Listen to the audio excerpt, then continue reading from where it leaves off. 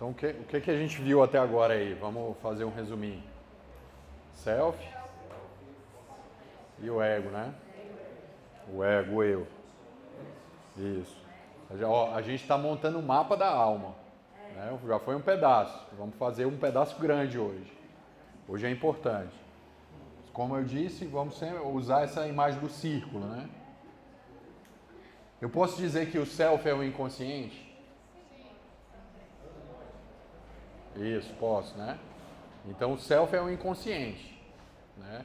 Grande parte do self não entra, ele não está dentro da área da consciência, ele é desconhecido para nós. E o que é o self? O self é um conceito da psicologia analítica.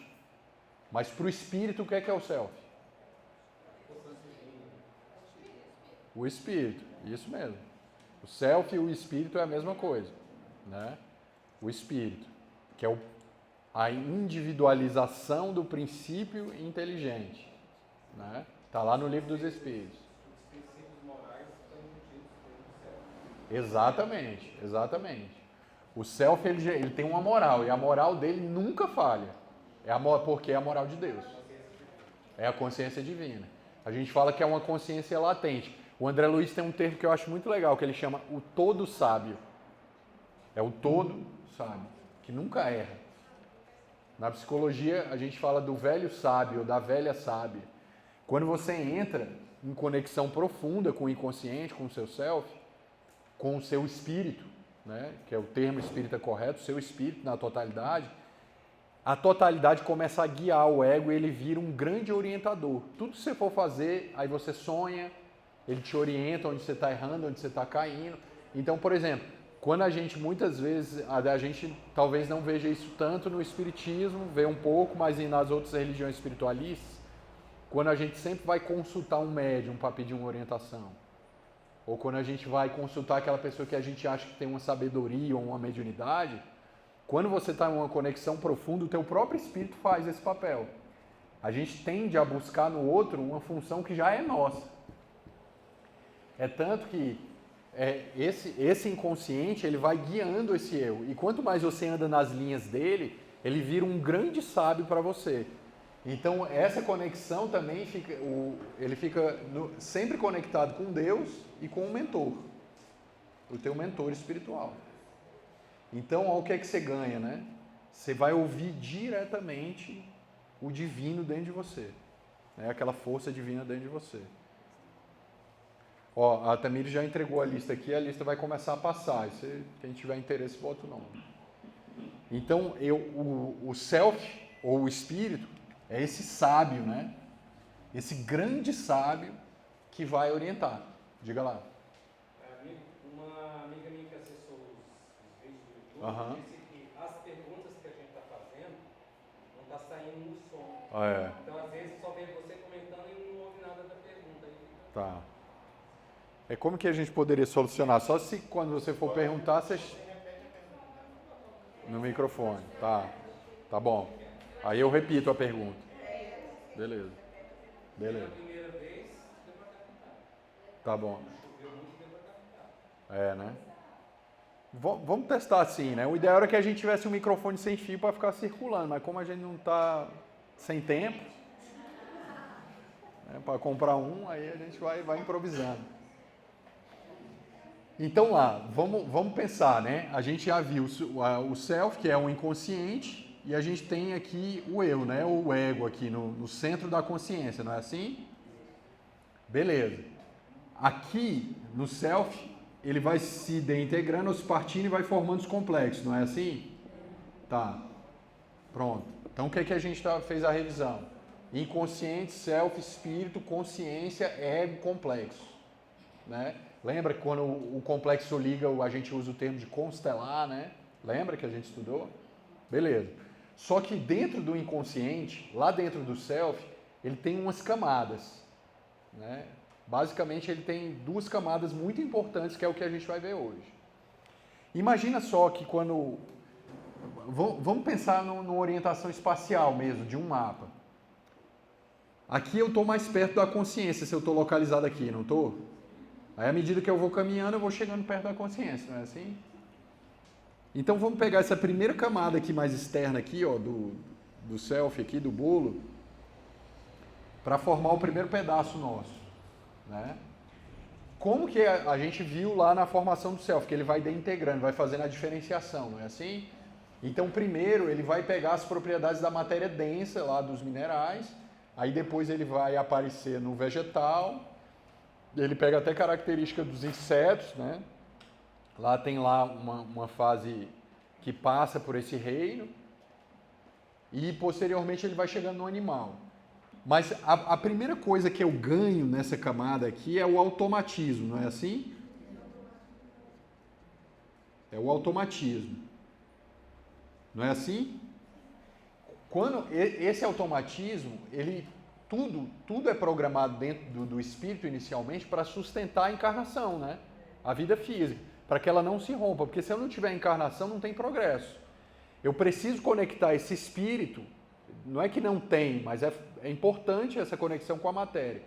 O espírito se imanta dos processos da matéria para ele se experimentando, se dividindo, desenvolvendo as funções.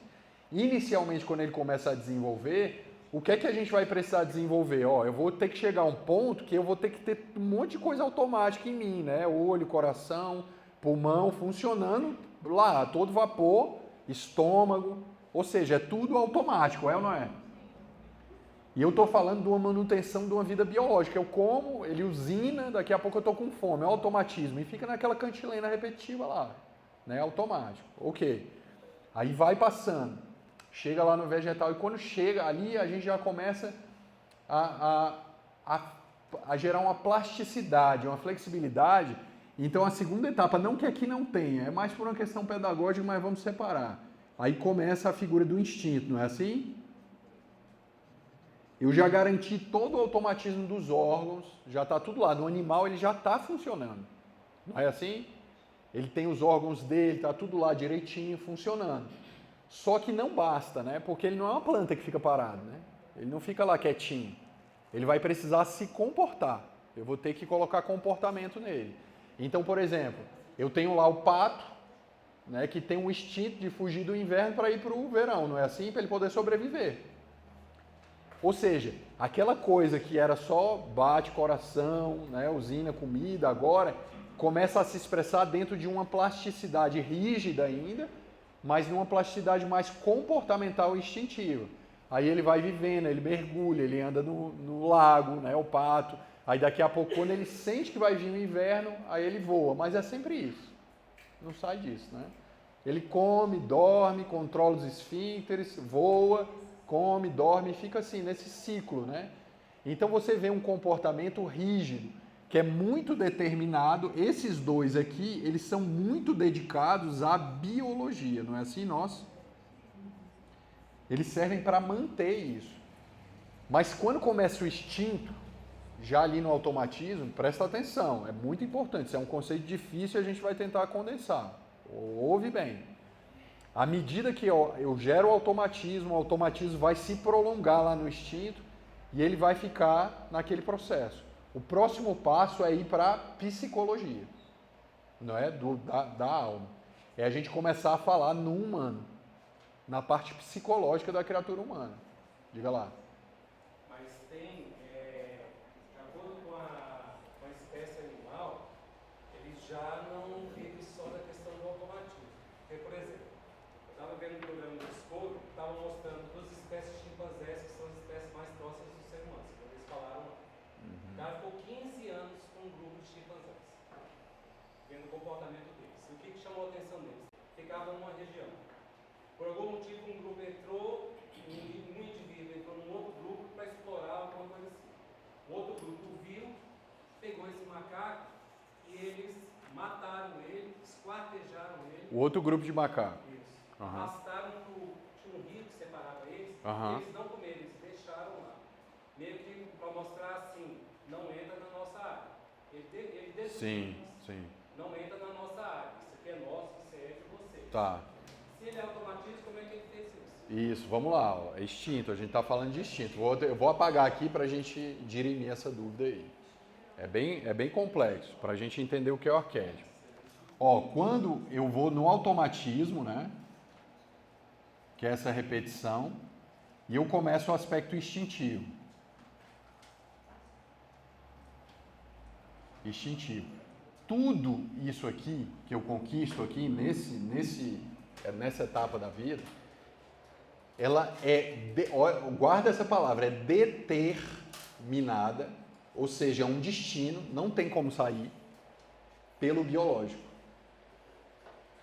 Tudo que um macaco faz, que ele agride, ele forma núcleos de sociedades de macaco, é simplesmente para atender uma necessidade do instinto. Existe uma diferença muito grande aí. Ó. Vamos botar aqui como se a gente fizesse um quadro aqui. Ó. O homem, ou o ser humano, vou botar humano para ser mais política de gênero.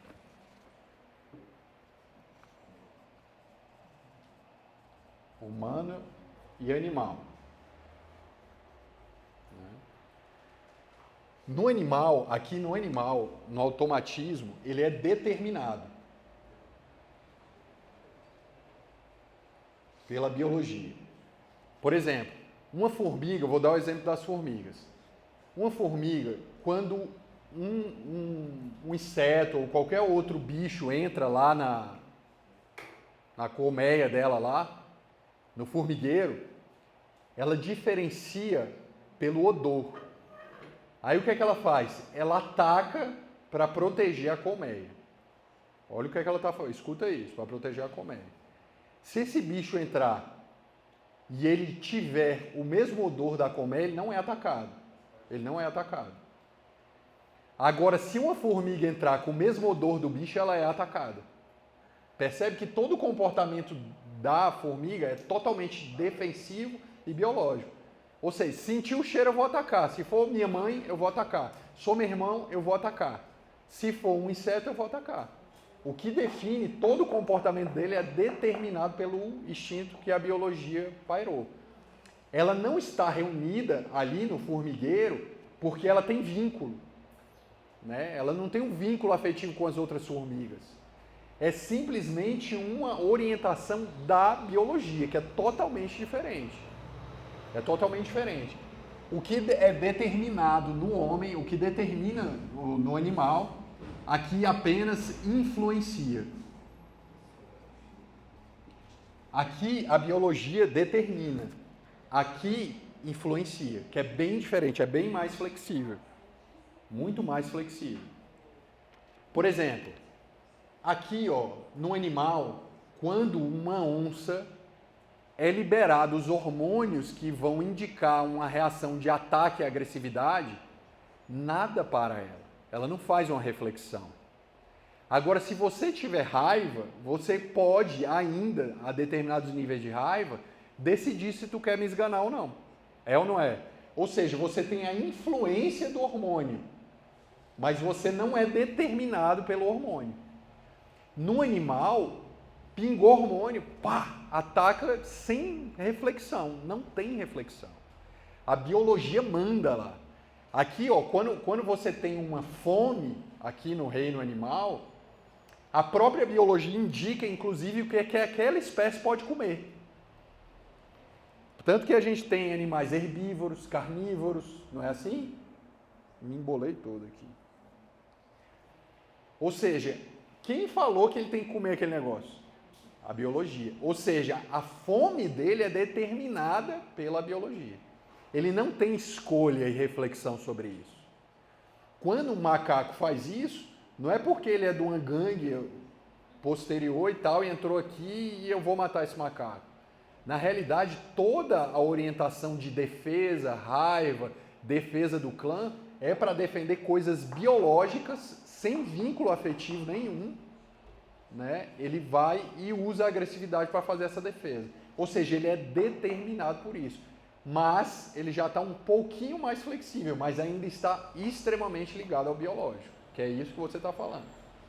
É tanto que, tipo assim, a fome é um instinto. Ela reza o instinto de sobrevivência, porque se você não come, o que acontece? Morre. Não é assim? Então, veja só, aqui ele vai comer o que a biologia está dizendo. Quando você tem fome, Você vai para a sua cozinha, faz um prato, come sushi, se você quiser comer, você não come, você faz greve de fome. Ou seja, a biologia não determina, ela influencia, mas ela não te determina. Você pode comer uma lasanha, um prato de sushi, você pode até comer o que não deve comer, de tanta liberdade que você tem. Se você quiser comer um prato de isopor, você come. Só que tomar um copo de veneno você toma, é ou não é? Ou seja, você é influenciado, mas não é determinado. Quando eles, por exemplo, tem algumas espécies que eles já estão começando a produzir machado, quebrando pedra, para cortar, avançar. Isso também, mesmo nessas espécies, é biologia? É biologia. Já tem um avanço de... Aqui no instinto, né, nessa parte instintiva, eu tenho uma inteligência rudimentar, mas ela é muito repetitiva, né? Ela é sempre vinculada, tanto que, por exemplo, como é uma coisa instintiva, veja só, quando um macaco, um chimpanzé, né, tem um filhote, ela de imediato, depois que ela amamenta, ela larga o filhote. Se você retirar ele de lá, do grupo dos macacos, ela não vai fazer qualquer depressão com aquilo.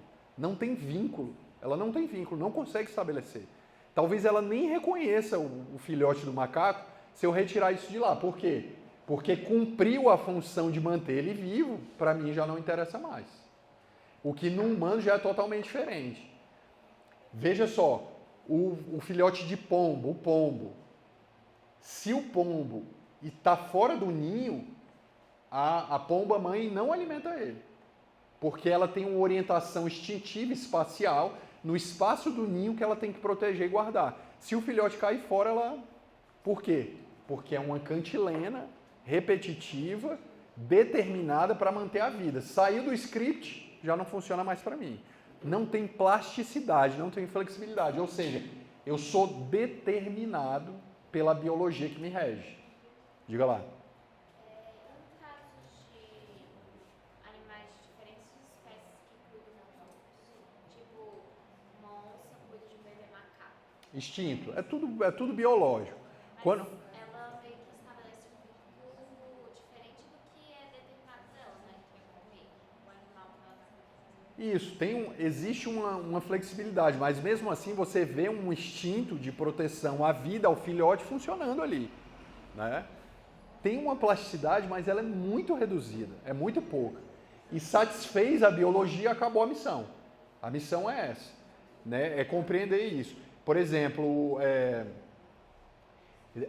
se você pega um grupo de macacos e um macaco desse está doente lá, ele faz parte desses macacos que esquartejaram outro macaco, e você retira esse macaco de lá, os outros macacos não sentem falta dele, né? Não tem um vínculo. Se você dorme, coloca uma serpente para dormir e cuida dela, desde que ela nasceu, ela vai te picar. Ela não estabelece vínculo com você, porque o instinto não estabelece vínculo afetivo. A gente ainda não fala de uma afetividade. A própria reação de medo no animal, ela é biológica. Ele vai pelas cores do animal que ela vê fora. Se esse animal está morto lá, uma carcaça, o animal não come, porque possivelmente ele foi envenenado, picado, né? Então, ou seja, o instinto indica, através dessa visão, que ela não deve comer aquele bicho ali, né? Ela é determinada por isso aqui. No homem, isso começa a gerar uma flexibilidade. Toda essa função instintiva, ela vai se recuando, ela vai se recolhendo. Aí a gente começa a falar do arquétipo, que é o que a gente vai falar agora. Então, quando a gente fala, de alguma forma, na questão instintiva, o animal é determinado pelo instinto. É um destino dele, ele não pode mudar aquilo. A não ser que ele comece a virar um ser humano. No homem, já vou te passar, no homem, a biologia, ela motiva, é uma influência. E que a psicologia suplanta isso, toda essa estrutura, né? Então ele não é determinado, ele é influenciado. Aqui. Pode falar, você tinha uma pergunta. Quando é que no homem começou a ter essa troca de ter o instinto para começar a ter uma influência só? O Emmanuel, ele fala o seguinte, que quando a Terra começou a ser povoada, né, havia um predomínio de vida animal aqui, né, no planeta Terra, nas suas origens. À medida que ele foi fazendo essa transição e ficando no antropóide, na condição de antropóide, que é um meio macaco ainda, né, um homem animal, é um momento em que a biologia do corpo está pronta para receber a encarnação dos espíritos que vieram degradados de Capela. Para isso, eu preciso do desenvolvimento de um córtex cerebral, de toda uma estrutura, para que esse espírito encarne. Né? Ali naquele corpo, naquela forma tem que caber. Aí o Emmanuel fala que nessa hora os espíritos humanos começaram a encarnar aqui. Quando isso começa, essa transição, só Deus sabe. No dia que eu falar com Deus, aí eu te respondo. Você acha que começou com o início da arte?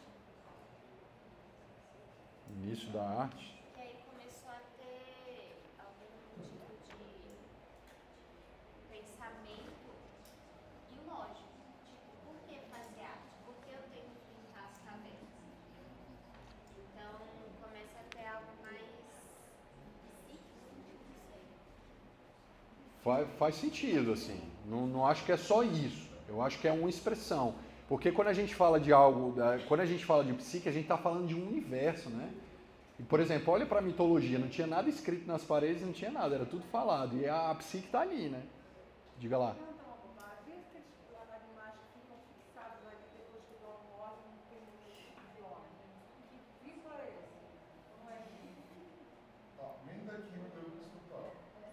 Ela está dizendo assim, o apego que o animal estabelece com o dono, por exemplo.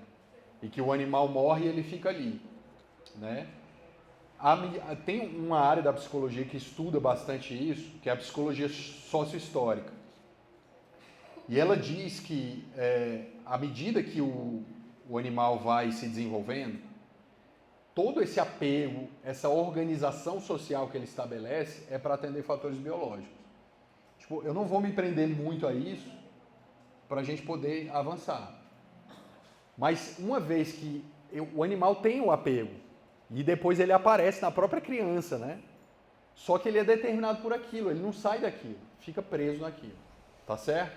Vamos encurtar, porque, por exemplo, a gente teria que explicar uma gama de situações de transição. Para a gente ser didático, eu sempre pego pontos chaves de transição para a gente mudar, entendeu? Dá para explicar? Dá, mas a gente vai perder uma aula inteira só para falar de instinto aqui. Pode falar. A gente tem que separar, a gente vive numa sociedade midiática e a cultura visual hoje, ela nos impinge a encontrar uma fabulação da vida animal. Então a gente vê sempre assim, os filmes, o animalzinho sofre, Bambi sofre porque a mãe dele morreu no filme, no incêndio da selva. O Dumbo tem um comportamento humano porque é uma fábula. Uhum. E esse comportamento impingido no animal, que é para trazer uma estratégia de comunicação, ela modifica a nossa interpretação desses conceitos. Entende? Não, e é isso que é trazido, dessa relação do vínculo que o animal estabelece. Para que a gente possa realmente falar numa situação animal, deveria haver uma transformação na psique do dono, que muitas vezes acontece, porque ninguém pega um animal por acaso, mas deveria acontecer também uma mudança na psique do animal, que é isso que a relação de sociabilidade que só existe no humano causa. Então, assim, quando eu interajo com alguém, eu tenho afeto, eu tenho preocupação com o outro, eu me dedico ao outro, as pessoas se dedicam a mim, a uma cooperação social, uma organização consciente, que lá não tem consciência. E a sociabilidade, que é exclusiva do ser humano, ela não entra no campo do instinto. Tudo que ele faz lá de ligação são coisas que o instinto diz. A mãe também se apega, né, ao filhote. E se você deixar ela lá, ela vai desenvolver uma determinada plasticidade, mas não vai passar disso aí. Então, o animal é extremamente limitado. Para a gente descrever realmente uma sociabilidade, a gente precisa falar de afetividade consciente, de afetividades aprendidas, que só o ser humano pode fazer isso. A gente precisa falar de uma estrutura anatômica cerebral totalmente diferente do que um animal. Né? A gente precisa falar de troca psíquica no sentido de você se mudar e eu me mudar também. Então, nenhum macaco vira um gênio interagindo com o outro, entendeu? Isso só acontece com os humanos, porque todos eles estão determinados pela biologia. né? Os saltos acontecem, obviamente, mas eu não sei dizer o momento dessa ponte, né? Só Deus sabe disso aí, né? Ele já está vendo um que está dando salto. Exatamente. Então, esse salto quântico, essa plasticidade na direção do humano, é óbvio que ela vai acontecer em um momento. Mas falando a estrito senso de uma regra maior, para que a gente tenha características humanas nessa condição animal, eu não posso dizer que ali já tem uma psique formada igual a nossa. Então ele está extremamente preso à biologia. Por exemplo, o medo no ser humano é aprendido, no animal não é. É inato. Ele já nasce sabendo com o que ele tem que ter medo. Por exemplo, a pessoa que desenvolve um pânico, ela aprendeu esse pânico. Né? Ele, de alguma forma, eu posso criar condicionamentos? Posso. Mas ele está sempre preso ao biológico. Os estímulos dele estão sempre presos a uma equação. E ele não vai além disso. E a psicologia comportamental estudou bem isso. No ser humano eu posso aprender a ter medo. Por exemplo, tem gente que... Só para você ter uma ideia, para a gente avançar. Quando você quer fazer uma pessoa parar de fumar ou parar de beber, você dá a substância para ela e, pareado ao uso da substância, você dá um remédio para a pessoa ficar com vontade de vomitar. Com o tempo, você tira o remédio. E a pessoa olha para a substância e ela enjoa e passa mal. Ou seja, não era assim. E ela aprendeu. Foi condicionado. Com o medo é da mesma forma. Na psique, né, do ser humano, a gente aprende emoções. No animal, ela é restrita. Né? Ela é bem restrita.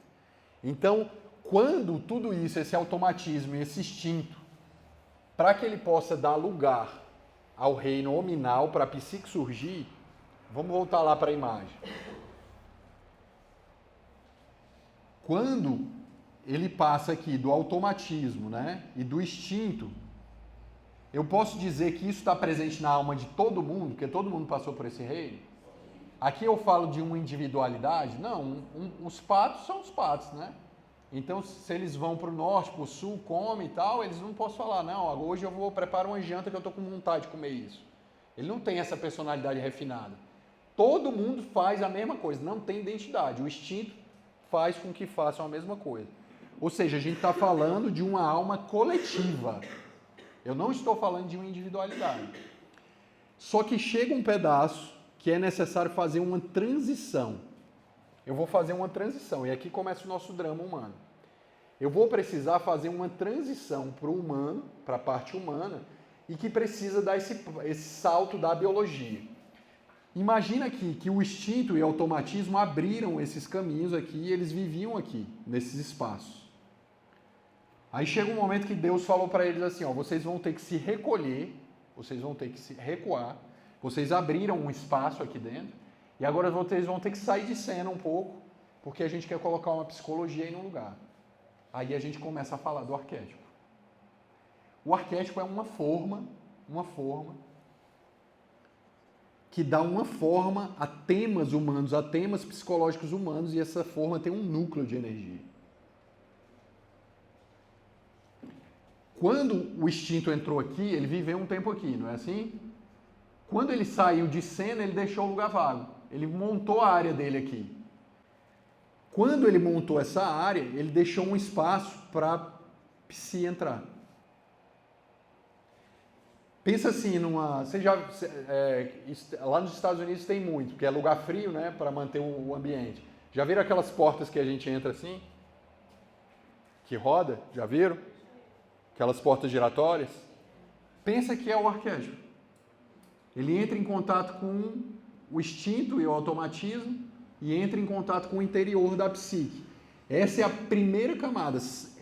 Quais são os conteúdos que povoam essa camada da alma? É o arquétipo. Essa parte da alma, essa camada da alma. Calma lá, não desespera não, vou aprofundar. O nome desse lugar aqui onde só tem arquétipo, chama inconsciente coletivo. Eu vou explicar melhor isso aqui. Dentro do inconsciente, eu tenho uma camada que é igual para todo mundo. É igual para todo mundo. E ela se enraiza no instinto, ela começa numa raiz aqui no instinto e no automatismo, e à medida que o tronco da árvore vai crescendo na direção do psicológico, vai surgindo o arquétipo, que é um espaço potencial. É um espaço potencial. Pensa que o ego. Lembra como o ego se formava? Que a gente fala assim, ó, tem uma moral aqui fora, né? Que vem dos pais, da sociedade, não é assim? Aí fala, isso aqui eu tenho que fazer. Aí eu guardo aqui para mim, não é assim? E isso aqui eu não posso fazer. Aí eu recolho aqui para outra camada. E vai formando aqui os complexos, não é assim? Ou seja, o nome dessa parte do inconsciente chama inconsciente pessoal. À medida que o indivíduo vai vivendo, isso aqui, ó, é tudo interligado assim, ó. Tá vendo a mandala se formando aí? Isso aqui tem um fluxo de energia. Imagina um bingo, pensa num bingo. Aí ele fala assim, isso aqui eu vou fazer, vou ficar com essa bolinha aqui para mim. Essa daqui eu não quero. Essa bolinha ela vai vir pro meu pessoal. Aí o arquétipo fala assim, então guarda ela aqui nesse tema, ela é compatível com esse tema aqui. Aí ele vai e entra dentro da área do arquétipo, que é uma forma no qual a experiência pessoal se armazena em torno dela. Pensa um bolo, uma forma de bolo. Sabe uma forma de bolo? Dentro daquela forma, por exemplo, se eu tenho uma forma redonda, eu tenho um espaço potencial ali para fazer um bolo. Ele pode ser doce, salgado, não pode? Não pode? Aí você vai escolher o tema do bolo. Se vai ser uma torta, um doce, não é assim? O arquétipo é essa forma. E como que eu sei que existe essa forma, Daniel? Da onde você tirou esse troço? Uma das fontes mais importantes para a gente reconhecer o arquétipo é a mitologia. É a religião. Vou contar uma história para vocês. Vocês já ouviram falar da renovação das águas, da renovação do planeta pela invasão de águas? Já não ouviram? Lá na Bíblia. Noé, lembra? Isso é um arquétipo. Veja só, esse tema existia lá na Bíblia. Lá na Bíblia. Né? Aí quando os portugueses chegaram aqui no Brasil, e entraram em contato com os índios, que tinham uma mitologia, uma religião própria. Olha o mito que existia entre eles. Que viria um dilúvio, olha só a renovação pelas águas. O mesmo tema.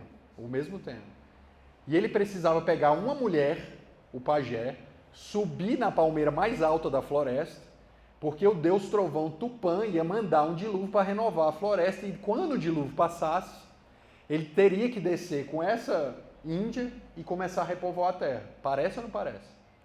Não é o mesmo tema, só que essa história existia aqui e lá, no contexto da Bíblia, sem nunca ter conversado.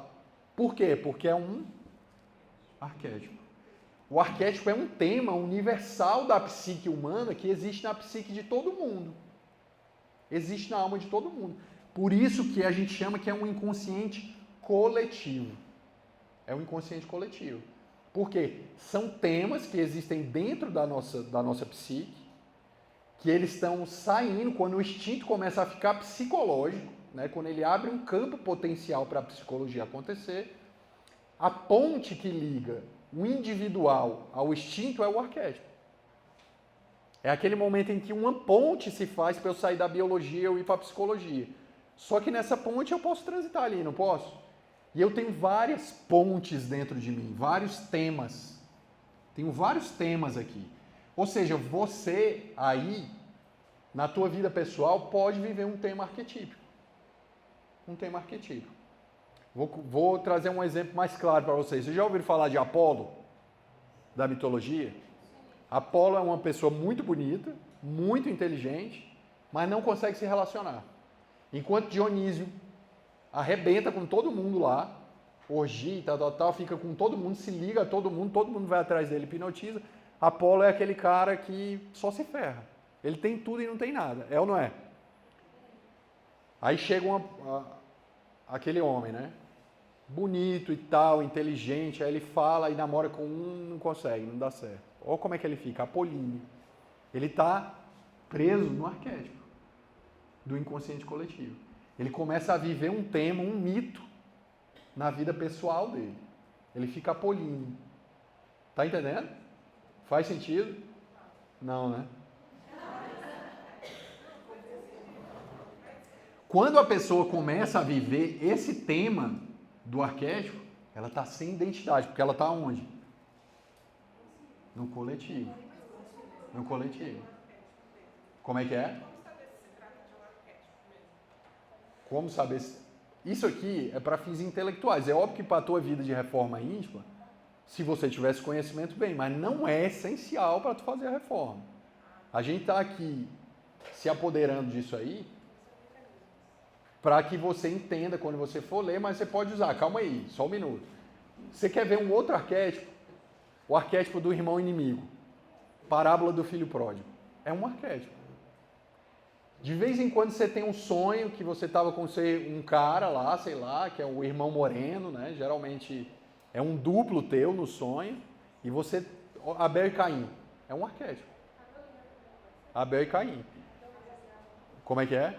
Adão e Eva é um arquétipo. Tem uma fase da mulher, no desenvolvimento da mulher, que ela passa pela fase Eva. Ela vive esse arquétipo. Né? Ou seja, os arquétipos são forças da psique, organizadoras, um espaço potencial em que os nossos temas pessoais giram ali naquele espaço. É a hora que você vai fazer um bolo e a tua vida pessoal começa a escoar para esse espaço. Então você pode viver esse tema. Por exemplo, só um minuto. Quando você vê, por exemplo, uma crise de família no qual dois irmãos estão se digladiando e um mata o outro, eles estão vivendo um arquétipo. O arquétipo de Abel e Caim lá. Por exemplo, o arquétipo lá do filho pródigo? No filho pródigo, os três personagens da parábola de Jesus são uma pessoa só.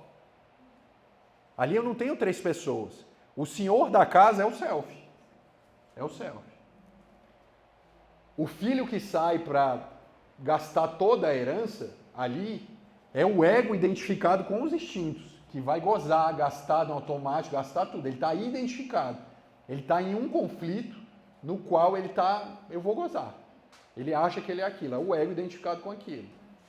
Só que quando ele sai para viver, o ego sai, ele faz um complexo oposto para balancear. Pensa isso aqui numa balança assim, ó. Vamos pegar essa assim, ó, uma balança. A psique vai ter que se equilibrar. Se ele está gozando aqui, o irmão que ficou em casa, no inconsciente, é um irmão neurótico, covarde, que quer dinheiro, te morria de vontade de sair, mas não teve coragem de fazer. Ou seja, é a sombra dele. Ou seja, esse irmão que o ego está vivendo, ele está identificado. Se ele encontra um neurótico na vida dele, ele projeta o complexo dele na pessoa lá e fala, eu não gosto desse cara. Mas tudo é ele mesmo. Ali são três pessoas. São três pessoas, numa só. Aí olha o que é que o Senhor faz, o self. Meu filho, você voltou. Ele sai da insânia, né? Ele tem um insight. Aí ele vai, daqui a pouco aí o escravo vai lá e fala, ó, teu irmão voltou. Ele estava perdido, estava morto e agora vive. Aí o irmão fica bravo, aí ele faz uma crise. Possivelmente, se a gente pudesse andar nessa parábola, se a gente pudesse continuar essa parábola, a próxima etapa do filho que chegou era virar o neurótico. Porque a balança é um pêndulo assim, ó. Então ele gozou, aí depois vou agora viver a religião. A gente não faz isso? Aí não, tô cheio de culpa, cheio de problema e tal, agora vou ser espírita. Aí você vira aquele espírita xiita, esse é o outro irmão. Mas os dois é você. E você fica nesse ping-pong, aí fica, pô, tô com vontade de ir pra boate e tal, não posso mais porque agora sou espírita. Não é? Olha o irmão que saiu, que já está aqui, e o neurótico que está dentro da religião que não pode fazer. Ou seja, você está preso entre os dois irmãos. Você está vivendo o quê? Um tema arquetípico. Aí sim, aí quando eu saio da díade do conflito dos opostos, são dois conflitos ali, na realidade o irmão que vai é um complexo e o irmão que fica é um complexo inconsciente. Né? E o ego fica preso nessa díade do complexo, nesse complexo, nessa dupla de opostos. Porque você vê que o irmão que vai é justamente o oposto do irmão que fica. E a alma funciona assim, por opostos. Então, se você é aquele santinho, né, do pau oco no centro, tal, a tua psique, para se equilibrar, ela vai formar um demônio no inconsciente para equilibrar. A não ser que você seja um santo realmente genuíno. Por isso que é muito importante a gente se conhecer. Porque a alma trama contra a gente mesmo. Então, sempre que eu vou para um polo excessivo, no meu inconsciente forma um outro polo excessivo para eu poder me equilibrar. Aí surge um tema arquetípico. Eu fico preso naquilo. Eu fico preso naquele tema, que é do inconsciente coletivo. No núcleo de todos os complexos existe um arquétipo. Existe um arquétipo. Você tem... Pensa num átomo, né? E em torno dele giram as partículas ali, né? Os prótons, elétrons, não é assim? O núcleo do átomo é o arquétipo. É um tema arquetípico. E ele constela as experiências pessoais. Ou seja, parte minha existe em todo mundo, né? E parte minha é só minha, é pessoal.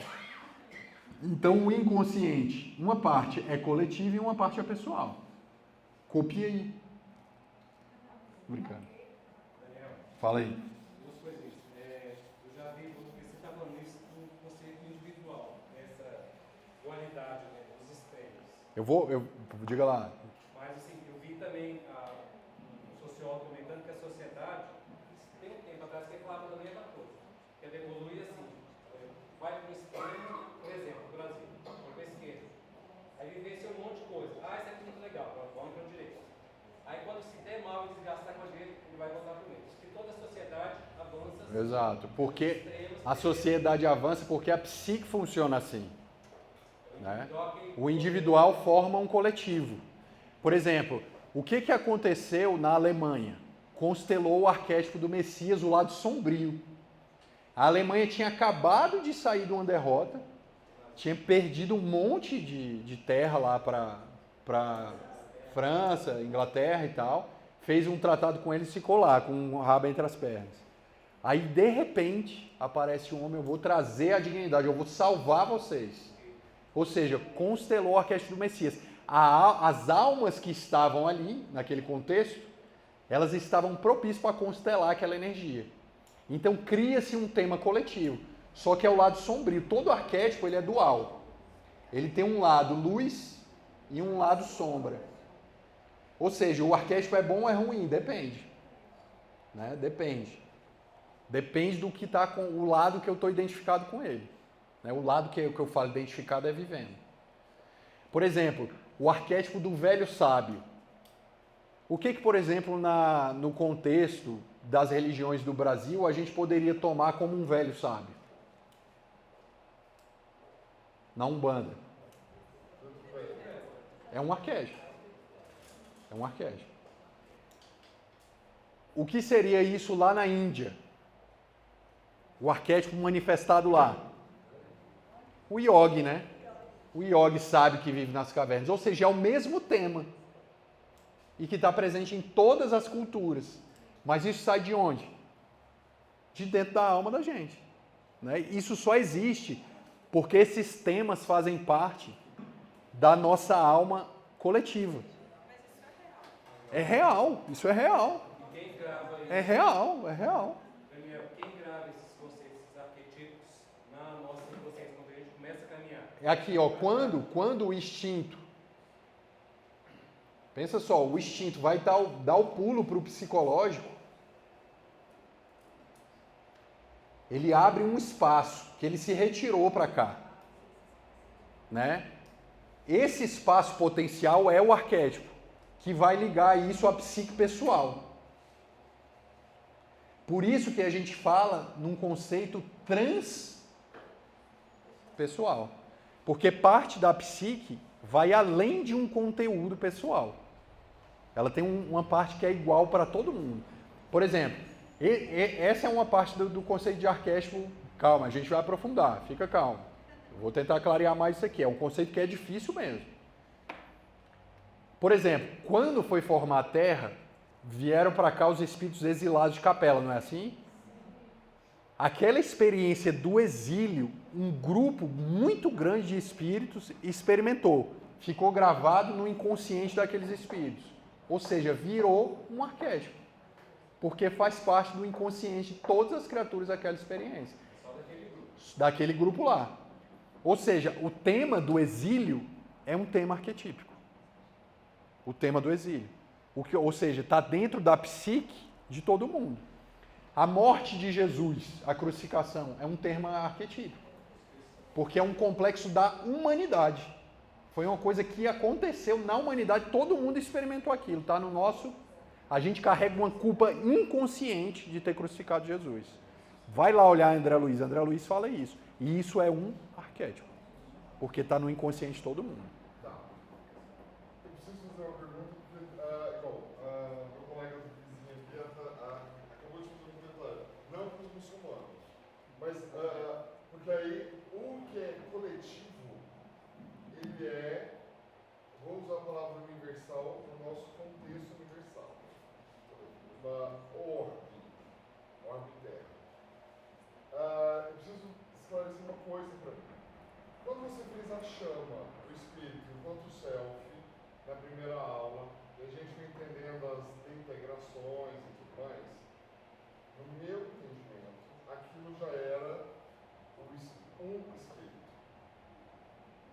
Nessa construção do inconsciente coletivo, isso se dá numa estrutura do princípio inteligente que o coletivo está sendo formado num caldo grosso e que depois eu pego uma concha e vou viver do meu jeito. E vou temperar do meu jeito. Então o coletivo ele está nessa sopa. Por isso que ele é coletivo, porque ele forma para cada concha. Por exemplo, todo mundo aqui não tem coração? É da espécie, todo mundo tem. Ou seja, esse órgão é uma característica coletiva. Na psique, no âmbito psicológico, nós temos órgãos também. Órgãos que estruturam a psique. Quais são esses órgãos? Os arquétipos. Os arquétipos são os órgãos da psique. Ou seja, nós temos temas que estão presentes em todo mundo. Em todos nós. E eles só mudam a roupagem, a expressão. Um outro arquétipo muito conhecido é o arquétipo, por exemplo, do herói. Ou o tema do herói. E a gente vê a todo tempo ele, por exemplo, no cinema, na nossa vida pessoal. Né? Por exemplo, qual seria o lado sombrio do herói? Né? O lado sombrio do arquétipo do herói. Seria aquela pessoa que esquece a própria vida pessoal, não é assim o herói? E ela vai lutar pelas dores dos outros, a vida dela vai começar a ficar o caos, ela não consegue passar no concurso, porque toda hora alguém liga para ela, aí chora no ouvido dela, ela tem que salvar essa pessoa, ela já está vivendo o arquétipo do herói, ela já está salvando todo mundo. Né? E nisso a vida pessoal dela vai se destrambelhando, seria o lado sombrio. E sempre um herói tem dupla identidade, né? Olha lá a Marvel, né? Ele nunca pode viver pleno em lugar nenhum, né? As lutas dele é sempre pelo outro, é nunca por ele, né? Ou seja, ele não tem identidade. E quantas vezes a gente não vive isso na nossa vida pessoal? Né? A gente vive demais esses temas na nossa vida. Né? As brigas com os irmãos, né? A briga com o irmão. Esses temas, eles vão vivendo, vai sendo vivido. Você vê nitidamente as pessoas, por exemplo, quando querem fazer uma transformação, você vê demais isso nos filmes.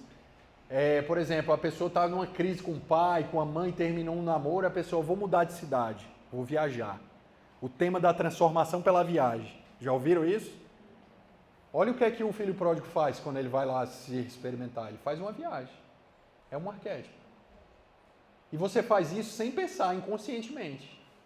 Aí o fulano estava lá, briga com o pai é muito poderoso e não sei o que, não consegue, vou mudar para São Paulo. Já terminei mesmo esse namoro, porque lá minha vida vai mudar. Mas quem falou isso? É o inconsciente. O self que está atuando sobre o ego, no inconsciente coletivo e constela o tema arquetípico na vida da pessoa. Diga lá. Por que eles existem? Porque eles são a conexão nossa com a nossa raiz primitiva original. Eles são os órgãos da psique. Da mesma forma que eu tenho órgãos biológicos no perispírito, eu não tenho que ter uma parte no meu perispírito para o coração bater? Não tenho que ter um correspondente espiritual lá? Tanto que se eu tirar isso lá, é óbvio que talvez ele não vai ter o formato, né? É uma energia que repete, faz esse coração bater, não é assim? Ou seja, no meu campo espiritual tem um complexo que ativa esses órgãos, né? No âmbito psicológico, eu preciso também de órgãos potenciais, que são temas psicológicos da minha vida, né? Para fazer com que o individual funcione.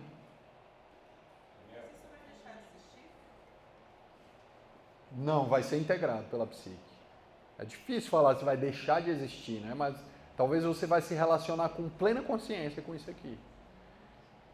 Diga lá. Por exemplo, para você viver uma sexualidade equilibrada, você teria o sonho viver uma sexualidade desregrada para depois ir para o outro extremo, Não. depois ir para o meio. Na realidade, se você faz isso na prática, você está muito literal. Né? Você está sem capacidade simbólica. Como que ele vai conseguir o meio termo se ele não conhece os extremos? Ele vai conseguir o meio termo através da capacidade simbólica do self de se manifestar em imagens no ego. Ele não precisa viver isso. O self se manifesta no ego, ou o espírito se manifesta no ego através de imagens. Ou seja, quando você pensa em sexo, você vai ter imagens sexuais na sua cabeça. Qual é o primeiro lugar que o amor na sua primeira expressão acontece, no sentido mais psicológico? No sexo. É a primeira expressão do amor. É quando ele começa a virar um arquétipo. Na sexualidade aqui. Depois ele vira um apego. E depois ele vira um Jesus, né? Aí ele vai começar a falar de um amor mais pródigo.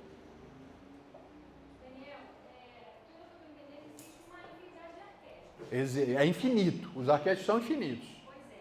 A minha vivência, seja do herói, seja do arquétipo do Messias, da Daniela, ele tem ligação com os meus complexos? Tem. Aí eu vou explicar isso agora. Deixa eu só pegar, vou pegar o da Renata aqui, aí a gente volta na tua pergunta. É rapidão. Um complexo, o núcleo dele é um arquétipo. Imagina que você está vivendo aqui uma série de experiências pessoais suas, que é messiânica, que você está... o lado messiânico negativo, né? Aquela pessoa, por exemplo, que só vê a missão no centro espírita, ela não tem uma missão em casa para cuidar dos filhos, né? Ela dá passe no centro, ela faz palestra, prega lá, ela fica horas e horas conversando com as pessoas, mas na vida pessoal dela é meio sombria, ela não tem nada de Messias na vida pessoal. Né? Ela não escuta os familiares, é totalmente desconectada e tal. Ou seja, você começa a viver o lado negativo do Messias, que vai ser crucificado. Quando essa experiência pessoal se acumula, ela ativa o arquétipo e ele constela em torno desse núcleo. Quando você começa a se tratar, você vai limpando isso aqui. Quando você começa a chegar no núcleo, o tema arquetípico aparece indicando que a cura está próxima. Ou seja, eu vou descendo. Quando eu chego num tema coletivo da alma, pode ser que eu esteja chegando no final do meu complexo. Porque o complexo é um núcleo onde eu tenho um arquétipo no núcleo, né? Um arquétipo no núcleo e em volta dele eu tenho meus conteúdos pessoais. Em volta dele. À medida que os conteúdos pessoais se acumularam em torno daquele tema da vida, o arquétipo se constela. Por exemplo, o Hitler lá. Né? O Hitler pegou o lado sombrio do Messias. Eu vou salvar, né? Eu vou salvar essas pessoas, eu vou trazer a luz para esse país. Olha só a experiência pessoal dele.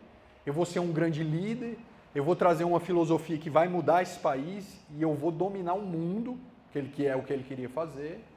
Né? E tudo que é sombrio, que eu considero sombrio, eu vou exterminar. Ou seja, à medida que ele foi tendo ideias que são deles pessoais, essa ideia entrou no tema do aspecto sombrio do arquétipo. Aí constela o núcleo. Aí pronto. Aí ele fica preso naquela ideia. Formou-se um complexo. Faz sentido ou não?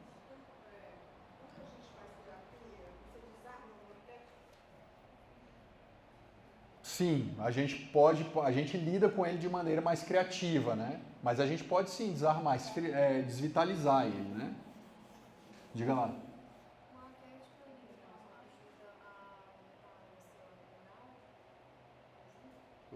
Ajuda, com certeza. Com certeza. Se o arquétipo não ajuda a construir nossa moral, ajuda, porque ele faz parte do self. Por exemplo, quando você tem sonhos, vê só, vou trazer um sonho só de uma pessoa só para você ter uma ideia. A pessoa estava lá e de repente ela dorme e se vê num campo. E ela olha e tem uma árvore. Tem uma árvore lá no sonho dela. Aí ela olha para essa árvore e tal, aí de repente ela tem, nossa, eu tô nu aqui, né? No sonho. Aí ela se vê, mas estou com fome, vou pegar essa fruta e acorda. O que é que vocês acham desse sonho? O que está acontecendo com a psique dessa pessoa? Com a consciência dela? Está despertando. Na realidade, essa pessoa ela está adâmica, ela está no inconsciente coletivo ainda. A psique dela não nasceu ainda. Olha só, o tema lá de Adão e Eva, no sonho dela, está lá o tema de alguém ir lá na árvore comer um fruto, isso aparece no sonho. E o sonho indica isso. Mas olha o nível da psique que ela se encontra. Né? Olha o nível. Teve uma vez que eu estava passando por um processo de análise e tal, não sei o quê. Vou trazer um exemplo pessoal, entregando os podres aqui para vocês. E eu sonhei que eu estava num ritual, depois de muito tempo do processo de análise, junto com uma amiga minha do trabalho, que era a minha sombra, uma ânima muito sombria, uma pessoa que né, eu me identificava sombriamente com ela. E nós dois, nesses rituais, íamos ser uma oferenda para uma deusa chamada Íbris. E eu nunca tinha ouvido falar dessa deusa, não sei nem quem é. Nunca tinha ouvido falar na mitologia. Ela é uma deusa comum na mitologia. A Íbris é a deusa dos excessos. Ou seja, eu estava entrando em um processo de inflação, numa vaidade extraordinária. E o sonho estava mostrando. Aí eu deitava num divã e ela vinha enorme, muito grande, e me cobria entre as pernas dela assim. Ó.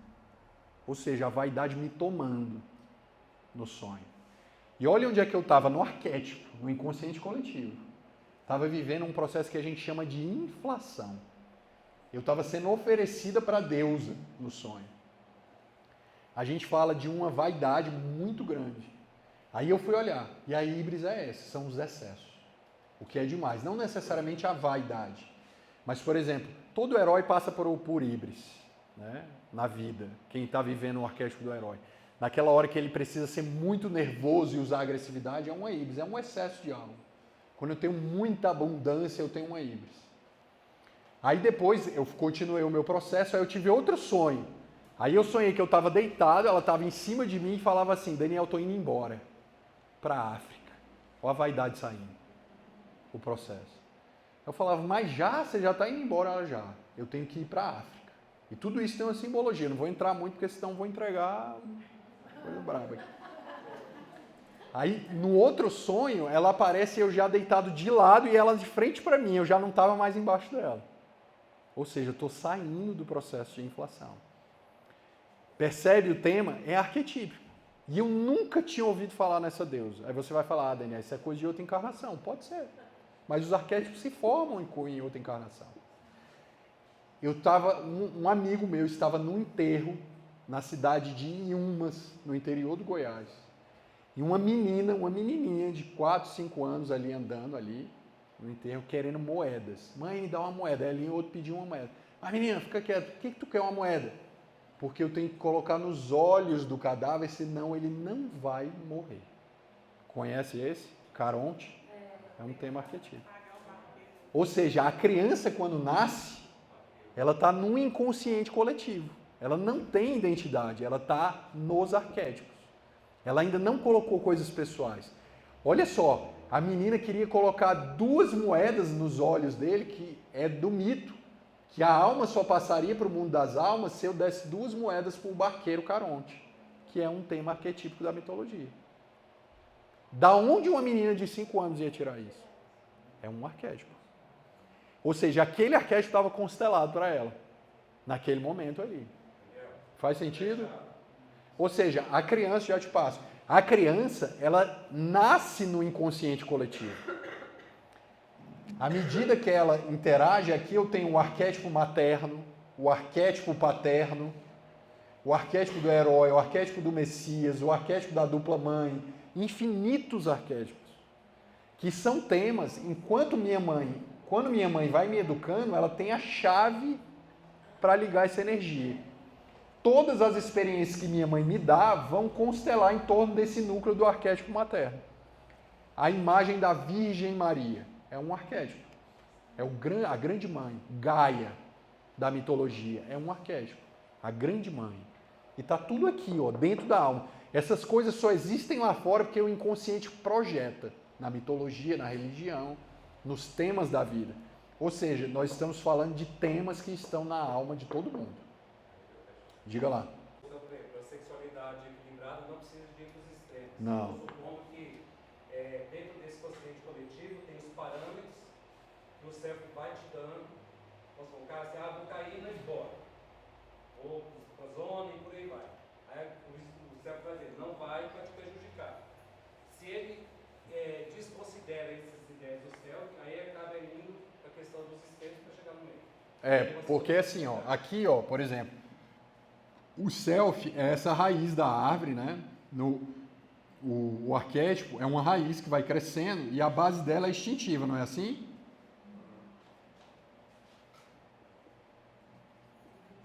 Instintiva e automática, não é assim?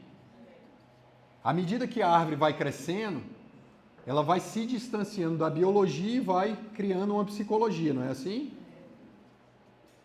Ou seja, aqui eu já tenho os órgãos físicos, agora eu vou precisar criar os órgãos psicológicos, que é o arquétipo. Mas você vê que o arquétipo perpassa, né, essa função. E aqui ele vai se enraizar e se manifestar no ego. E tudo isso é o self, então isso se dá nessa direção. Veja bem, se você começa a viver dedicado ao instinto sexual, onde que você está aqui? Você está no inconsciente coletivo ou está no consciente pessoal? Você está mais próximo daqui, né? Ou seja, você pode estar constelar o Dionísio, o arquétipo Dionísio. Você está meio Dionísio, é aquele cara cheio de mulher, conta piada, vai para os botecos e tal, mas não fica com ninguém de verdade, ou seja, ele tá, além de estar sem identidade, né, porque ele não tem um conteúdo pessoal para aquilo, ele está tomado pelo Deus, o Deus se apresentou para ele. Aí ele sai, vai para a bebedeira, bem dionísico mesmo, é o cara do gozo, né? Ou seja, o arquétipo, esse arquétipo está constelado. A pessoa que tem pânico, quem que se apresenta para ela? Qual o arquétipo? Pan. O Deus Pan. Quando ela tem um pânico, o Deus Pan se apresenta para ela. Olha como é que ele chega. Constelou o arquétipo de Pan na alma da pessoa.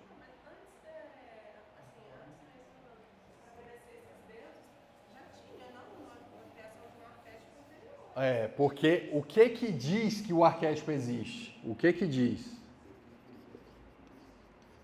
A imagem. O arquétipo é uma forma. E eu posso colocar qualquer coisa lá dentro. O velho sábio daqui, na afrodescendência, que é o preto velho, lá na Índia tem outra imagem. Mas é o mesmo velho sábio. É uma imagem, né? Por exemplo, aqui, que, por exemplo, o herói nosso pode ser um indígena, lá nos Estados Unidos pode ser o guerreiro americano. Ou seja, o arquétipo muda a imagem, mas o tema é o mesmo. O tema é sempre o mesmo, porque está no inconsciente coletivo. Ou seja, o inconsciente coletivo é formado pela transição do instinto para a psicologia humana, que forma um espaço atrativo, potencial, que gera um tema coletivo da alma humana. Em cima dessa camada coletiva, a gente vai colocar o nosso pessoal. Então, tudo que eu tiver de materno constela em torno do arquétipo materno. Tudo que eu tiver de paterno constela em torno do arquétipo paterno. Ou seja, no núcleo das minhas experiências pessoais de pai, existe um arquétipo chamado arquétipo paterno. No núcleo das minhas experiências maternas, existe um arquétipo chamado arquétipo materno. Que ele tem várias imagens, ele pode ter várias imagens. Pode ser a Virgem Maria, pode ser Eva, pode ser minha mãe, pode ser minha namorada, mas está tudo girando em torno do arquétipo materno.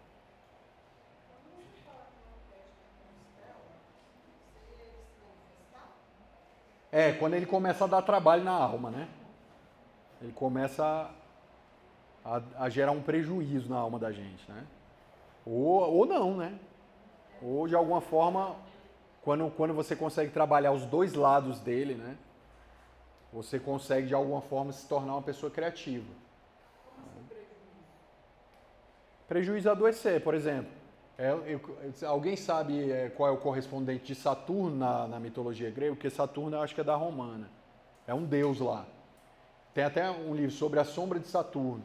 As pessoas que estão com depressão, né, estão do deus, né, desse deus. Né, está constelado. Então tem deuses que estão ligados a certas patologias. Pan, por exemplo, está ligado ao pânico. Então esse arquétipo é um arquétipo muito constelado na atualidade. Né? Por exemplo, aqui no Brasil tem um arquétipo coletivo, é um tema coletivo, que é o arquétipo do puer. Já ouviu falar? O puer é o Peter Pan. Que é aquele homem que nunca cresce. Né?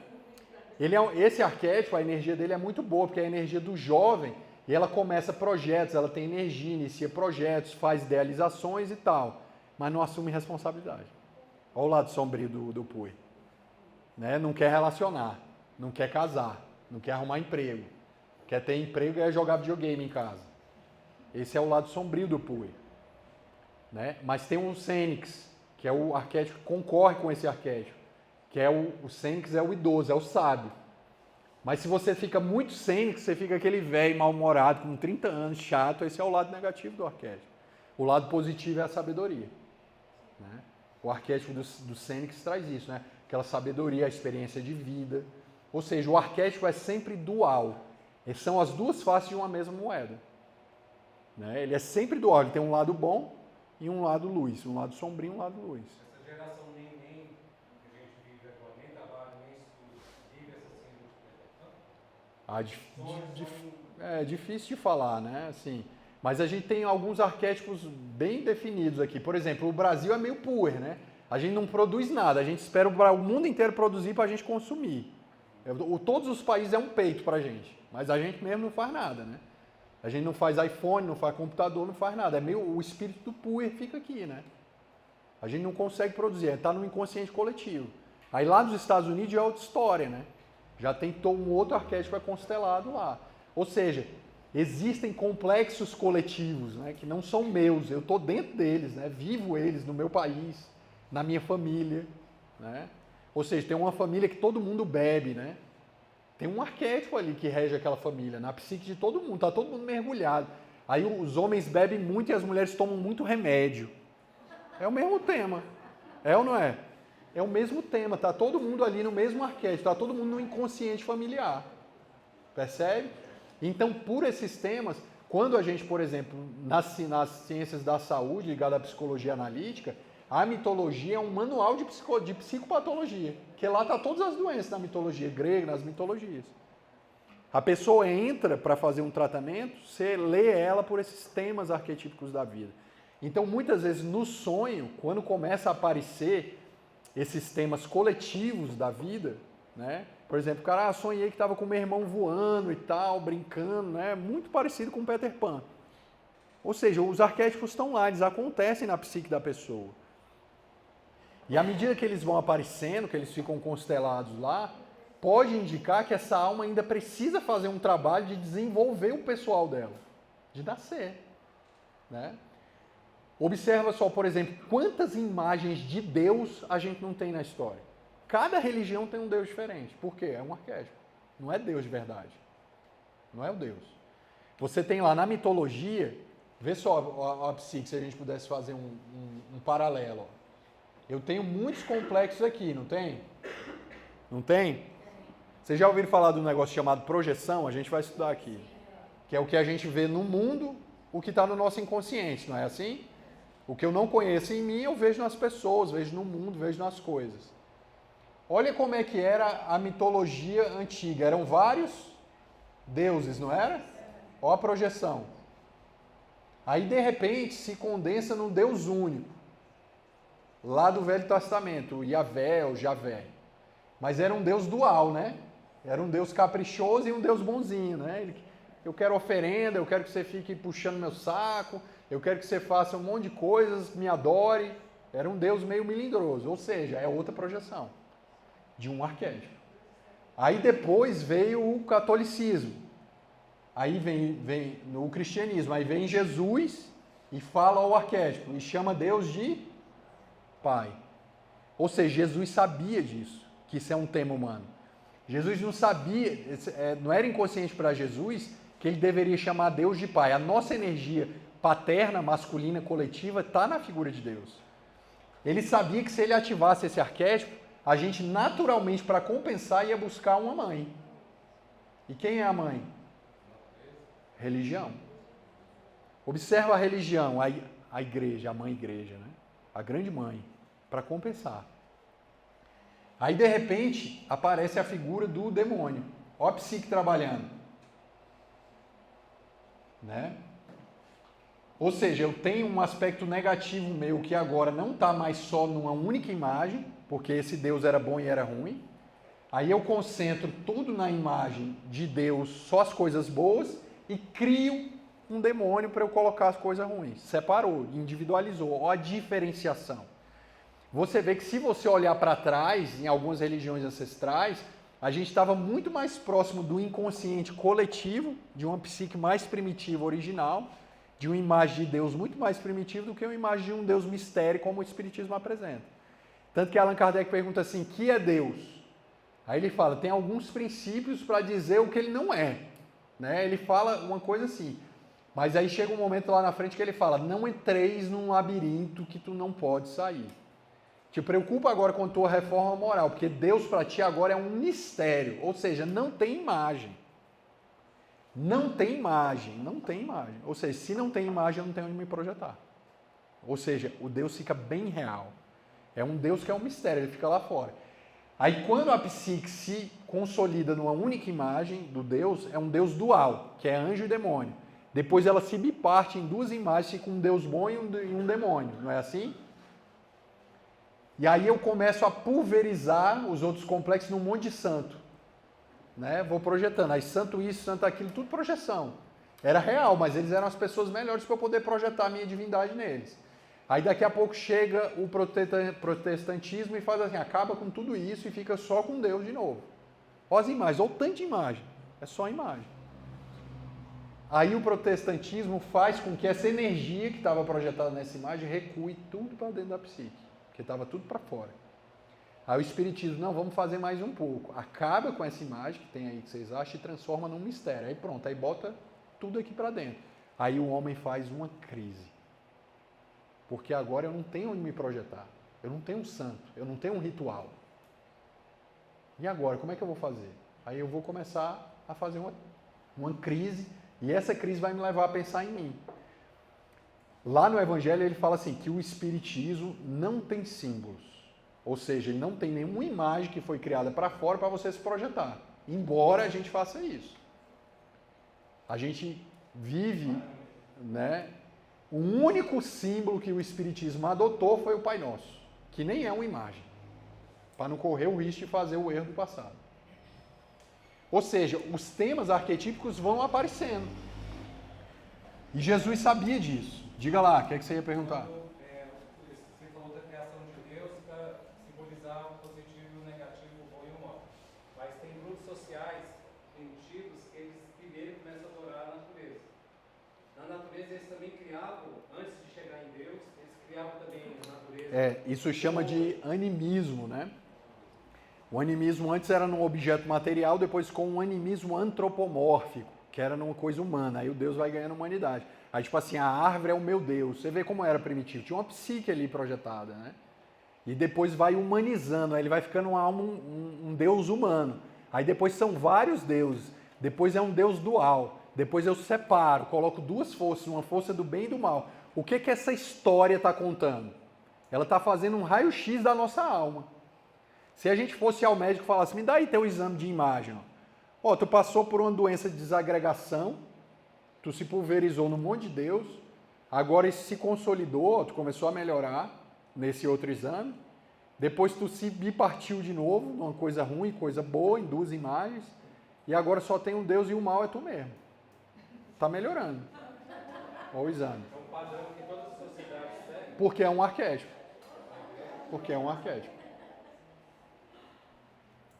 Essa tampinha me persegue. Aqui. Ou seja, se a gente pudesse fazer o mapa da alma, olha como é que o nosso mapa está ficando rico, né? Eu tenho aqui os arquétipos na camada coletiva da alma, né? Um inconsciente coletivo que está em todo mundo. Aí aqui eu tenho uma segunda camada pessoal, né? Outras experiências que vão se formando no inconsciente pessoal e que gira em torno dessa consciência onde tem o ego. Olha o tanto de coisa que a gente já sabe. Né? Aqui o coletivo. Que horas são? Nossa, passou rápido. E aqui o pessoal. Agora, o conceito de complexo é uma energia afetiva, cujo núcleo é um arquétipo e que se constelam experiências pessoais em torno desse formando o complexo. Vocês estão bem aí? Tá vivo? Esse conceito é difícil.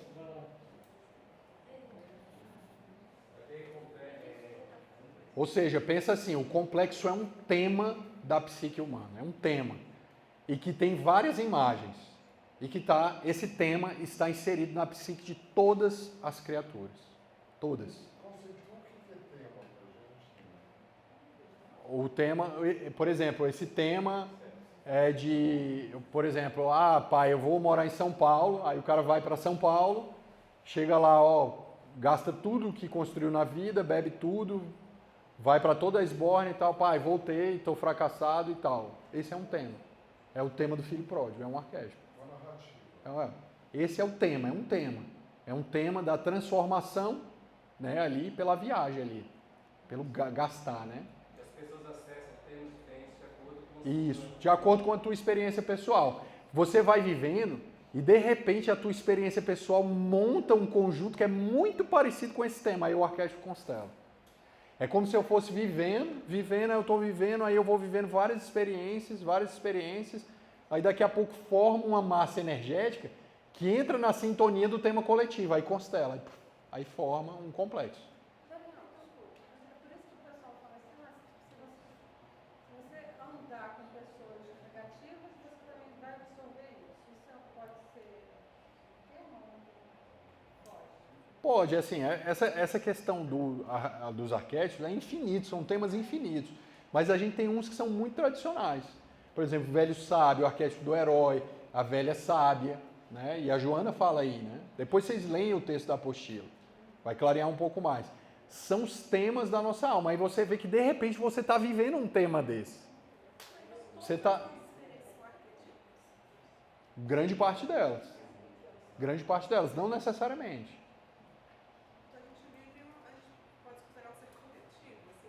Parte da nossa alma é coletivo. É coletivo. E em cima desse coletivo se constrói o material pessoal. Tem um inconsciente coletivo e uma consciência coletiva, que a gente vai ver na outra aula. Para fazer o mapa da alma. Tô achando vocês meio angustiados.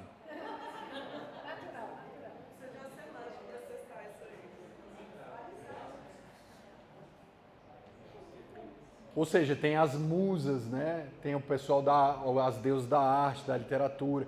Tem aquela pessoa assim, que, por exemplo, ela vai, escuta uma palestra, ou ela escuta um conselho, ela lê um livro e ela passa a repetir aquilo. Essa pessoa está meio eco, tem uma deusa eco, né? Ou seja, ela fica ecoando a alma dos outros, fica sem identidade. Você acaba vivendo um tema. Na realidade, o que é essas imagens da mitologia?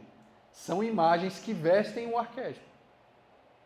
Então, de repente, você está vivendo, é óbvio que eu estou falando de um conhecimento profundo, que se você quiser se aprofundar, você pode usar isso para fazer a tua reforma espiritual. Porque, de repente, você se pega, meu Deus, eu estou vivendo esse tema, olha o tema da minha vida aqui. Um tema. E para isso você vai ter que conhecer os temas humanos, estudar as outras religiões, ler mais, ler o espiritismo, ler outros conhecimentos de antropologia, de religião, para você começar a se guiar. Não é assim, a evolução dá em quantas? 2 asas, não é? Uma asa afetiva, emocional, espiritual, e a outra não é intelectual? Né? Ou seja, está aí. Né? Então seria uma ilusão. Só um minuto, fala, Carol. Fazendo com complexo, porque foi que deu o nome. Aí eu tô lembrando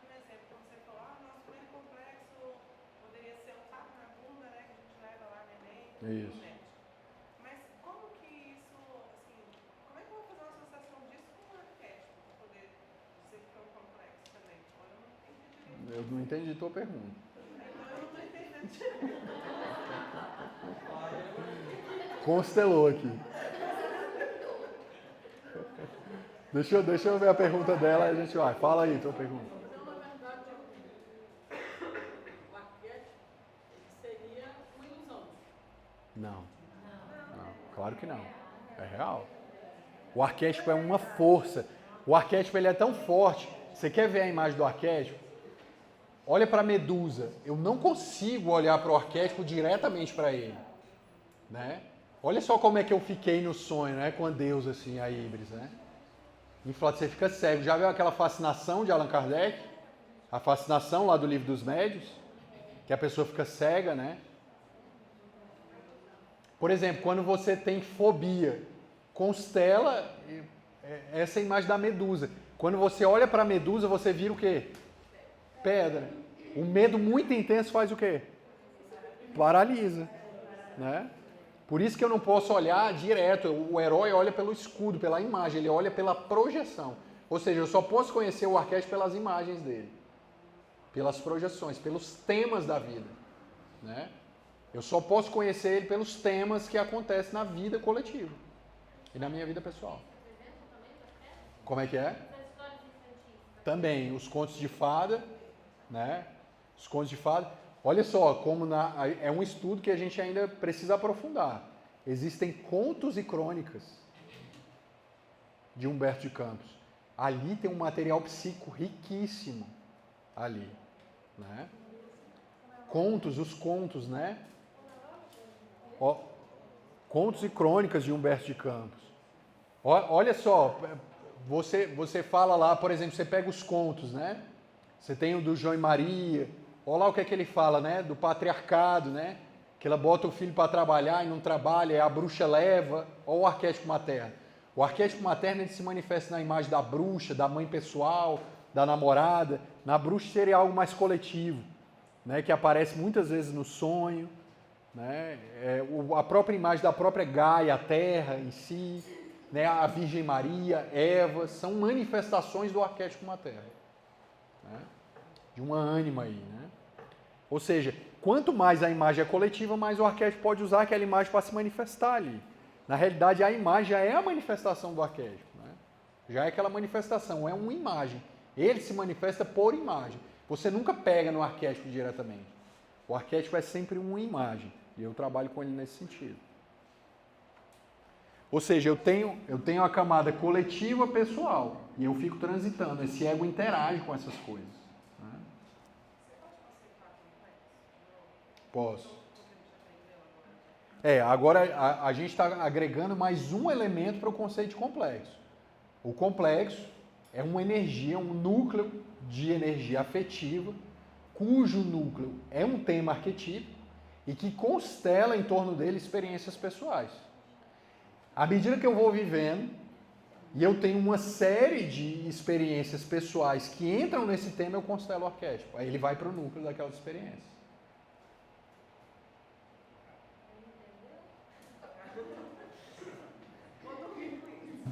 Ou seja, o arquétipo coletivo e em torno do arquétipo as minhas experiências pessoais que vão aqui, né? Por exemplo, os temas, por exemplo, que a gente vê da caverna como símbolo de transformação. Olha lá em Contos e Crônicas, de Humberto de Campos. Eu contei aqui. Uma mulher que chamou Jesus, queria fazer sexo com Jesus. Onde é que ela foi transformar? Dentro da caverna. É um tema arquetípico. Né? Aí se você sonha com caverna, e a caverna ela constela também em torno do arquétipo materno, que pode ser o ventre da mãe. Né? O inconsciente é uma grande caverna, né? É aquela onde fica lá, as coisas ficam germinando, ocultando lá. O self é um arquétipo. O arquétipo coletivo, eles existem para dar uma organização para a sociedade? Exatamente. Eles organizam a psique. É uma forma da psique se organizar. Não, é justamente para poder fazer essa individualidade. Quando eu estou falando na camada do automático, do instinto, aí vem o arquétipo, está dentro de todo mundo. Todo mundo tem, todo mundo sente fome, todo mundo tem coração e todo mundo tem os temas arquetípicos. Quando eu começar a usar isso para viver as minhas experiências pessoais, eu começo a ficar pessoal. Enquanto eu fico nessa camada, eu estou transpessoal, eu estou coletivo, eu estou além do pessoal. Eu estou no nível coletivo da alma. Fala aí. Por isso que tem aquela tem uma Bíblia, os dois deuses, Exatamente, exatamente. O arquétipo ele tem essa energia do Deus, né? Uma das imagens do arquétipo são esses deuses da mitologia, né? Então o arquétipo ele é hipnótico, né? Ele tem uma força muito grande sobre o ego, né? Uma força muito grande sobre o ego. Então, por exemplo, quando você tem uma híbris igual eu tive, uma inflação, Divaldo também teve isso, né? Teve um momento que ele começou a se achar especial demais, a psicografar uns livros de extraterrestre. Ele falou lá no Encontro Fraterno lá. Aí ele estava numa híbris, ele estava num excesso, você fica cego. É a fascinação de Allan Kardec no Livro dos Médiuns. Quando constela a deusa híbris no ego, você fica assim, né? Você não está vendo que essa psicografia está errada? Não, constelou o arquétipo. Tá, não, tem um palavrão lá e você não enxerga. Porque essa é a força do arquétipo, ele é hipnótico, ele cega, ele toma o ego. O arquétipo tem o ego, né? Não é o ego que tem ele toma, ele tem uma força muito maior. É um Deus, é um Deus.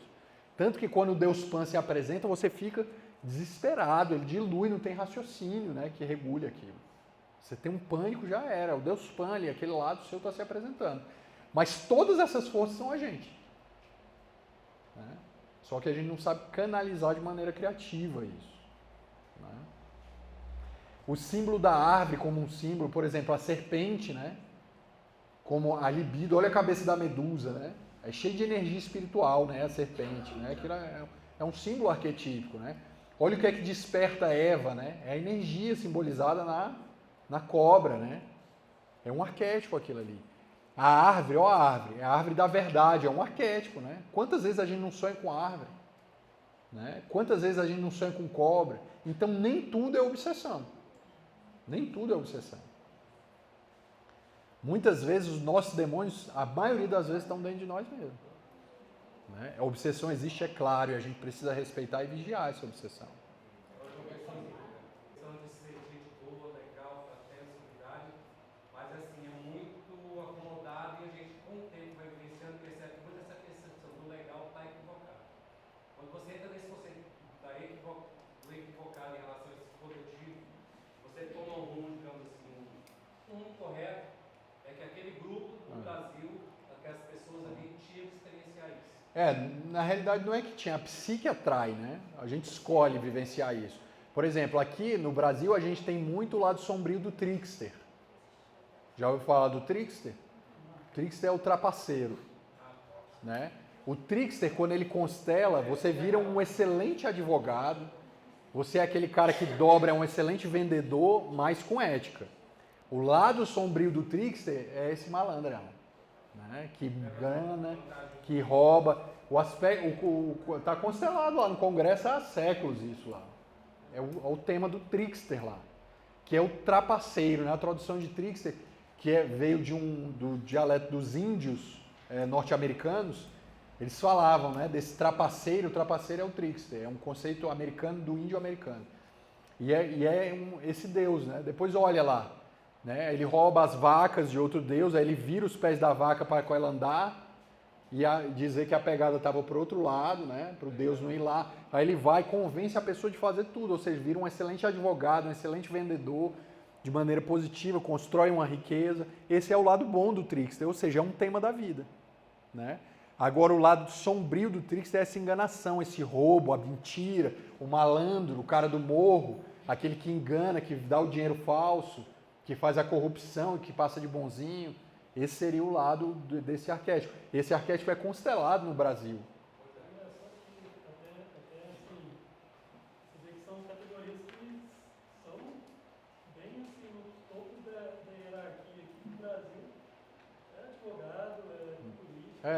Na sociedade como um todo, né? Ou seja, é um tema coletivo. É um tema coletivo.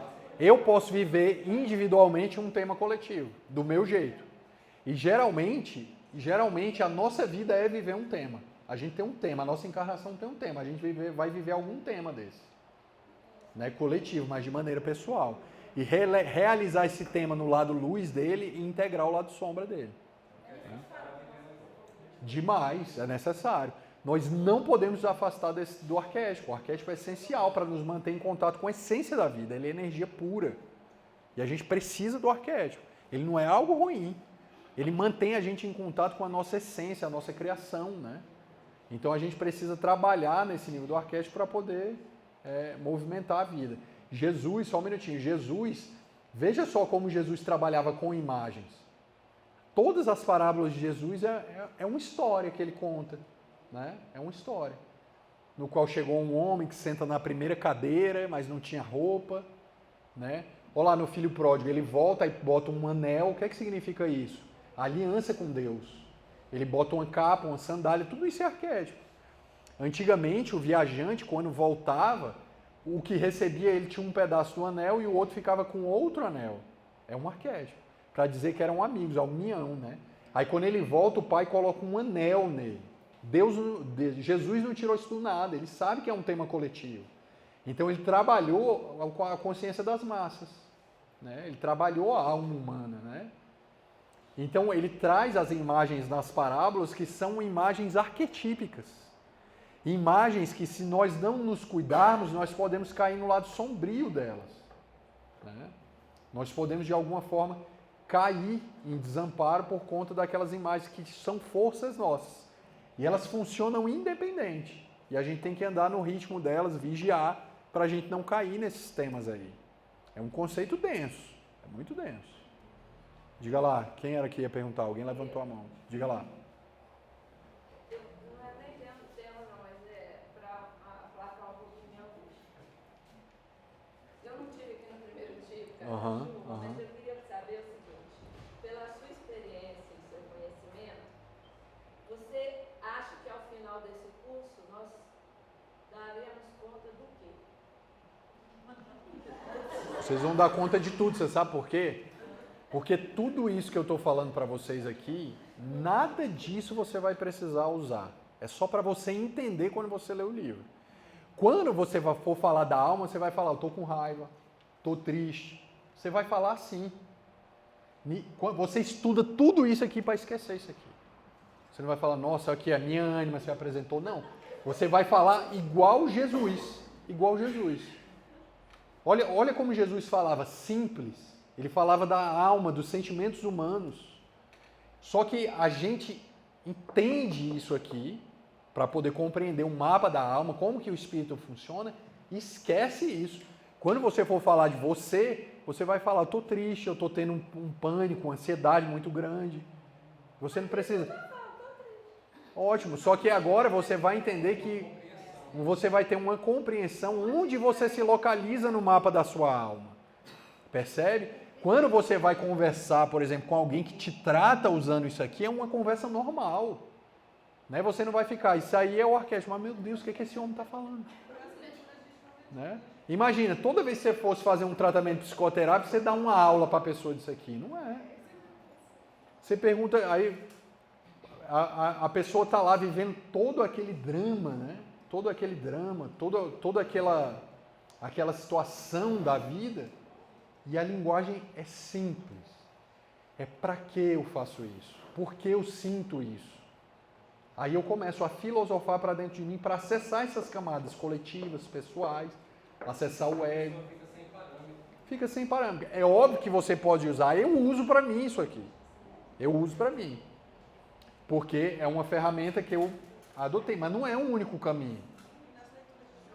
E nas leituras de Joana. É justamente por isso que Joana está trazendo isso. Porque a inconsciência desses fatores, elas têm feito um veneno enorme para a humanidade ao longo dos tempos. Você veja o que foi o nazismo. Olha o que é que um arquétipo sombrio pode fazer para a criatura humana. Isso é um arquétipo. A igreja é um arquétipo. É a grande mãe. É a grande mãe. Ou projetada. Ou seja, nós temos nos temas todos os sofrimentos da humanidade arquétipos sombrios constelados. né? E à medida que eu conheço que essa força pode ser eu tenho potencial de fazer isso, eu começo a vigiar. Meu Deus, os arquétipos estão em mim. E eles podem me tornar, porque o que a gente fala? Não, eu saí dos instintos, me transformei, saí da planta, tô bom, sou santo. Não, tá lá, o troço tá lá. Se você brincar, ele te toma. Ele te toma e você vai virar o cãozinho dos teclados. Faz sentido ou não? Ou seja, por que Joana está trazendo isso aqui? Ela está entregando para a gente o que a gente é. Se você for só bom, você está pela metade, porque o arquétipo não é só bom. E se eu desprezar o lado ruim me toma. Você não consegue tolerar quem é diferente. Se a gente pudesse resumir a aula hoje, é isso. Eu sempre sou uma pessoa dual. Dual. E o lado sombrio eu preciso ter muita criatividade para poder lidar com ele. Porque eu não posso viver ele na literalidade. Senão eu vou viver fazendo sexo, usando droga, matando as pessoas, querendo ser líder, com poder, em tudo. E esse é o lado sombrio dessas coisas que estão em mim. Eu sou um assassino, eu sou uma meretriz, eu sou um dependente químico, eu sou o traficante do humor. Está tudo em potencial em mim. Basta me dar a chance de viver. É isso aqui. Ou seja, reza e agradece para... O Chico falava assim, para quando você for assaltado, você nunca está armado, porque constela o arquétipo você vai matar o outro. Ele não fala isso? Ou seja, eu tenho um potencial divino de fazer todo o amor do mundo, mas eu também tenho um potencial divino de fazer toda a destruição do mundo. Porque nós somos duais. Se eu cuido só de um lado, o outro lado me consome. É essa a noção do arquétipo. Vamos fazer a prece?